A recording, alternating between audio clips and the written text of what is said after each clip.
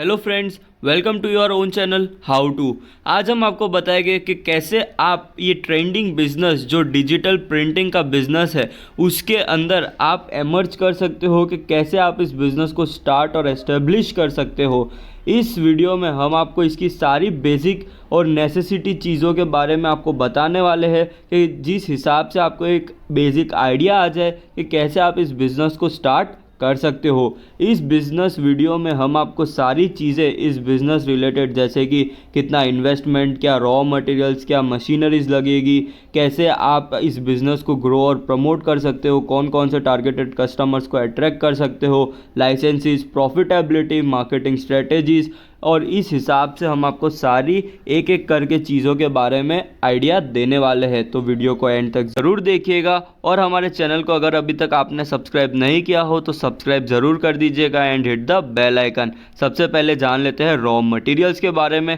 तो यहाँ पे आपको प्रिंटिंग इंक, अलग अलग टाइप्स के fabrics, sublimation paper, butter paper और अदर रॉ मटेरियल जो डिफ़र कर सकते हैं, किस टाइप की मशीनरीज आप यूज़ कर रहे हो और कैसे आप इसका प्रोडक्शन निकाल रहे हो, उस हिसाब से इसके रॉ मटेरियल्स भी डिफ़र करेंगे। बात करें मशीनरी की, तो printing machine, fusing machine, computer, laptop, scanner and other tools and equipments. यहाँ पे आपको प्रॉपर बिजनेस रिसर्च करने की ज़रूरत है, क्योंकि विदाउट बिजनेस रिसर्च आपको नहीं पता चलेगा कि कौन कौन से डिफरेंट टाइप्स और डिफरेंट कैपेसिटी की मशीनरीज अवेलेबल है मार्केट में, कौन से अलग अलग टाइप्स के जो पेपर्स हमने आपको रॉ मटेरियल्स में बताए उसके कितने जीएसएम आते हैं, कितने अलग अलग फैब्रिक्स आते हैं मार्केट में, कैसे आपको प्रॉपर इस बिज़नेस को रन करना है, उसकी आपको विदाउट बिज़नेस रिसर्च और ट्रेनिंग के आप इस बिज़नेस को नहीं रन कर पाओगे। भले आप एंटर कर लो, भले आपके पास कितना भी कैपिटल हो, पर विदाउट नॉलेज आप इस बिज़नेस को बिल्कुल भी नहीं चला पाओगे। तो सबसे पहले आपको इसकी प्रॉपर बिज़नेस रिसर्च, जिसके अंदर आपको इस सारी चीज़ों की ध्यान रखना है कि कौन सी डिफरेंट टाइप्स की मशीनरीज अवेलेबल है, कितनी की प्रोडक्शन कैपेसिटी है, कौन कौन से डिफरेंट टाइप्स की इंक्स अवेलेबल है, कौन सी बेस्ट ब्रांड है या कौन सा उसका कॉम्पिटिटर ब्रांड है जिसके आप आपकी कॉस्ट कटिंग भी कर सकते हो, और कैसे आप कस्टमर्स को वैल्यूएबल प्रोडक्ट दे सकते हो। तो ये सारी चीज़ों के आपको बहुत ही ज़्यादा ध्यान रखनी पड़ेगी। और भी चीज़ें आती है बिज़नेस रिसर्च में, जैसे कि जो भी डिज़ाइनर्स हो गए उनका प्रॉपर एक एरिया होना चाहिए, उनके लिए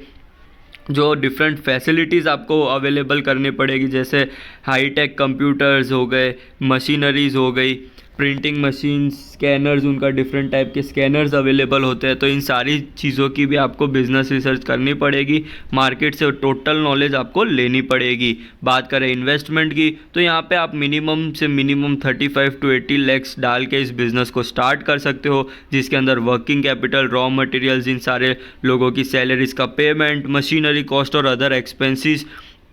जो भी कभी भी इनकर हो सकते हैं, उसको अगर लेके चले तो आपको इसमें मिनिमम से मिनिमम 35 to 80 लैक्स का इन्वेस्टमेंट करना पड़ेगा। ये टोटली डिफ़र करेगा कि किस टाइप की मशीनरीज, कौन से ब्रांड के raw materials, printing ink, machineries, papers किस टाइप के आप यूज़ कर रहे हो। बात करें टारगेटेड कस्टमर्स की, तो आप इन्हें direct manufacturers, garment industry, textile industry में बहुत ही अच्छी तरीके से अगर आप आपकी सर्विस और क्वालिटी प्रोडक्ट आप दे सकते हो, तो आप इस बिज़नेस में बहुत ही ज़्यादा लीड कर सकते हो। जैसा कि आपको पता ही है, सूरत टेक्सटाइल हब है इस इंडस्ट्री में, तो यहाँ पे अगर आपको इसका सेटअप करना है तो आपको बहुत ही ज़्यादा मार्केट रिसर्च, अलग अलग टाइप्स के फैब्रिक्स और बहुत ही ज़्यादा स्टॉक भी रखने की ज़रूरत पड़ सकती है, क्योंकि आजकल सबको बहुत ही आसान चीज़ें चाहिए। जो अपन जितनी सर्विस प्रोवाइड कर सके, अगर उतनी आप सर्विस प्रोवाइड कर सकते हो तो आप इस बिज़नेस में बहुत ही अच्छा कर सकते हो। बात करें मार्केटिंग स्ट्रेटेजीज़ की, तो यहाँ पे publicity, advertisement, digital marketing, in person marketing, बहुत सारी स्ट्रेटेजीज़ है जिससे आप आपके बिज़नेस को ग्रो और प्रमोट कर सकते हो। पर टोटली इस बिज़नेस में अगर बात करें तो सबसे ज़्यादा मेन रोल प्ले करता है कि कितनी सर्विस, कितना फास्ट आप इनको जो भी माल है उसका डिलीवरी दे सकते हो, कितनी क्वालिटी प्रोडक्ट, कितनी अच्छी क्लियरिटी के साथ आप इनको डिजिटल प्रिंटिंग करके दे सकते हो। उस हिसाब से ही ये बिज़नेस आपका चलने वाला है। बात करें एरिया और मैन पावर की, तो 800 से 1200 स्क्वायर फीट का एरिया मिनिमम रिक्वायर्ड होगा इस बिज़नेस को स्टार्ट और एस्टेब्लिश करने के लिए। और मैन पावर की बात करें तो 9 से 12 लोगों की मदद से, जिसके अंदर डिज़ाइनर्स, फ्यूजिंग मशीन, लेबर सब इंक्लूडेड है।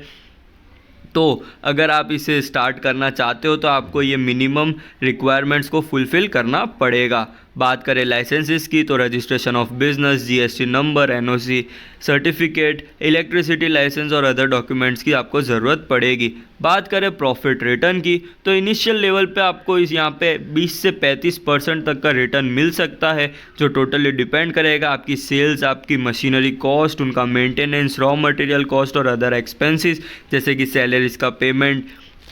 और अदर एक्सपेंसेस इनकर भी हो सकते हैं इस बिज़नेस में। तो ये टोटली मैंने आपको जैसा बताया कि कितनी बिज़नेस रिसर्च करते हो, कितना आप एक्सपीरियंस लेते हो, कैसे आप इसकी सेटअपिंग कर रहे हो, उस इस पे ही आपका ये प्रॉफिट टोटली डिपेंडेड है। तो अगर आपको इस बिज़नेस को स्टार्ट करना है तो विदाउट प्रॉपर नॉलेज आप इसको स्टार्ट नहीं कर पाओगे। तो ये सबसे ज़्यादा आपको ध्यान रखना है इस बिज़नेस में।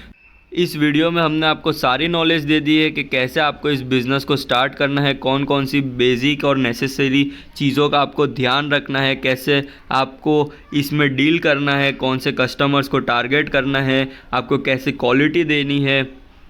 क्या रॉ मटेरियल्स यूज़ होंगे, कौन कौन सी मशीनरी यूज़ होगी, सारी चीज़ों की आपको नॉलेज दे दी है। तो अगर आपको ये वीडियो पसंद आया हो तो please subscribe our channel, like share and comment ज़रूर कर दीजिएगा। और अगर आपको इसकी इन डेप्थ नॉलेज चाहिए तो आप हमारी जीमेल आईडी के थ्रू हमें कांटेक्ट कर सकते हो। Thank you.